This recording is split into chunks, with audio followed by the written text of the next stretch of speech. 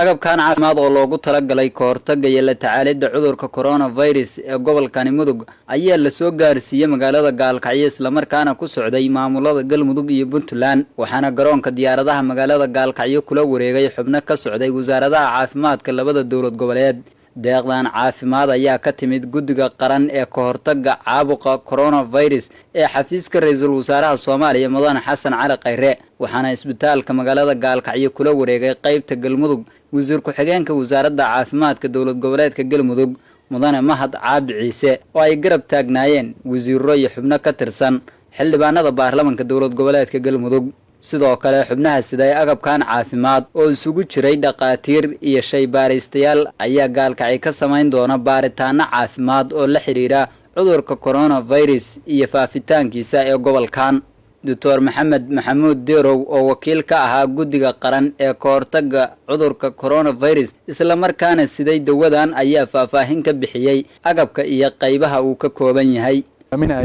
oo saakayso gaarsiiyay agabkan caafimaad magaalada Gaalkacyo waxay matalayeen oo ay ka socdeen guddiga qaran uu hogaamiye ra'iisul wasaare Xasan Cali Khayre iyo sidoo kale wasaaradda caafimaadka ee federaalka wasaaradda Dr. Fawziya Abuukar Nuur oo ka tirsan baaxda wasaaradda caafimaadka ee heer federaal iyagoo noo wakiishay inaan magaalada soo gaarsiino sida loo gaarsiinayo magaalooyinka kale ee dalka ku yaala agabyada caafimaad ee lagu la tacaalayo cudurkan coronavirus ama COVID-19 anagoo ka kooban wafdi isugu jira dhaqaatiir iyo kalkaaliyaal caafimaad iyo shaybaaristayaal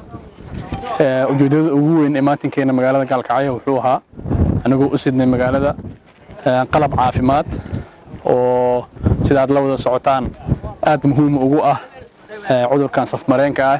ee adduunyada saameynta ku yeeshay ee coronavirus ama COVID-19 loo yaqaano waxaan rajayn doonaa in agabkaas kala duwan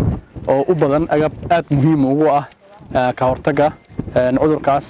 inuu wax oo bilaaw ah uu ka tari doono qaybaha kala duwan ee u baahan in lagu la tacaalo cudurkaas waxaan si gaar ah rabnaa inaan ugu mahadcelino qaybihii kala duwanaa ee sida weyn noo soo dhaweeyay wasiir ku xigeenka wasaaradda caafimaadka dawlad goboleedka Galmudug Dr. Mahad Caabi Ciise oo xubnahan kala wareegay agabkan caafimaad ayaa u mahad celiyay xafiiska ra'iisul wasaaraha isagoo tilmaamay in muhiimad gaar ah uu leeyahay hawlaha caafimaad agabkan maanta gobolka la soo gaarsiiyay wuxuuna codsaday in deegaanada Galmudug oo uu ku sii faafayo cudurka coronavirus uusan ka jirin shaybaar lagu ogaado heerka uu gaarsiisan yahay cudurkani isla markaana wasaaradda caafimaadka Soomaaliya looga baahan yahay in agabkaasi ay soo gaarsiiso deegaanada Galmudug sida loo og yahay adduunka waxa ka jira cudurka COVID-19 oo saameyn badan ku yeeshay runtiina yaantan aad u saameynayo wadanka Soomaaliya Galmudug ahaan runtii anaka xaaladaha uu ku hayo community-ga Galmudug runtii aad u badan yihiin maanta waxaan joognaa magaalada Gaalkacyo laakiin dhammaan waxa laga soo sheegayaa gobolada dhan inuu ka degmooyinka Galmudug ka kooban tahay cudurka inuu saameeyay oo calaamadihiisii oo kalaasiga ah oo lagu garanayo cudurkan dadku ay soo warinayaan waxaa nasiib darro ah inaysan Galmudug haysan laabkii lagu baarayay sidoo kale tana dadka laga qaaday isku-habka iyo baaritaanada in xamar aan u qaadno oo diyaarad ay qaado labada isbuuc u dambeysay oo cudurka aad runtii dadka hay uu soo ridanayay waxaa nasiib darro in diyaaradii qaadayay aysan imaanin Galmudug oo dadka xataa qaar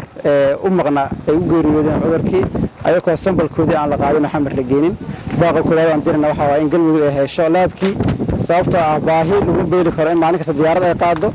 shalay maalin tacaada laga qaaday maantadan kiis cusub ayaa ka soo kordhay sidaas darteed marka waxay u baahan yihiin bukaanadii meel kasta ay joogaan inay helaan laabkii lagu baarayo iyo qalab lagu hortagayo sidaas darteed markii la baaritaanka la helo oo bukaankii la ogaado bukaanku wuxuu u baahan yahay daryeel sidoo kale shaqaalaha caafimaadkana waxay u baahan yihiin qalabka ay kula tacaali lahaayeen bukaanada ay la tacaalayaan maanta waxaa la soo gaaray marka COVID-19 ka hortagiisii ayaa la soo gaaray oo shaqaalaha caafimaadka inay adeegsanayeen maaski iyo protection suit ay gashanayeen waxa dhimay marka qalabkii u baahnaa bukaanka u baahnaa oo ugu horeyso oxygen-ka ugu horeeyo marka waxaan rabnaa oo baaqan u diraynaa in oxygenadii mashiinka ahaa ee bukaanada u baahnaayeen oo ICU-ga ugu horeyso in la helo Galmudug laga hirgeliyo degmooyinka qaar waa laga hirgeliyay sida Cadaado xarunta isolationka Dhuusamareeb ayadana maalin hore ayaa furnay laakiin weli wax oxygen ah weli ma hayno marka waxaan u baahanahay oxygen mashiinkii iyo oxygen balantiga sidoo kale tahaami oxygenka laga helayo si baahida caafimaad ee bukaanada la xanuunsanaya COVID-19 loogu daryeelo deegaanada galmudug runtii taas ayaa ku rajaweynaa oo rajaynaynaa waxaan aad ugu mahad celinaynaa guddiga ka hortagga iyo la tacaalidda cudurka COVID-19 ee heer qaran oo maanta soo gaarsiiyay Sabala iyo wasaaradda caafimaadka dowladda federaalka Soomaaliya laakiin waxaan direynaa fariin ah far kama qodo galmudug baahideeda ilaa waxay u baahan tahay oxygenkii iyo laabkii lagu baarayo ayadoo insha Allah taala waxaan rajaynaynaa qalabka maanta la keenay reer Gaalkacyo inay ka faa'iideystaan inta kale tan oo deegaanada galmudug dadka joogana intii looga faa'iideyn karo in looga faa'iideeyo inta qof reer galmudug uu ku xanuunsanayo deegaanada galmudug oo baahi caafimaad u qabo deegaanada galmudug gaar ahaan degmooyinka Cadaado iyo caasimadda Dhuusamareeb ayaa laga diiwaan galiyay toddobaadyadii la soo dhaafay kiisaskii ugu badnaa ee cudurkan coronavirus waxaana jira dadaal lagu xakameynayo oo ay wado wasaaradda caafimaadka dowlad goboleedka galmudug Saadaq Siciid Nuur Galmudug TV Gaalkacyo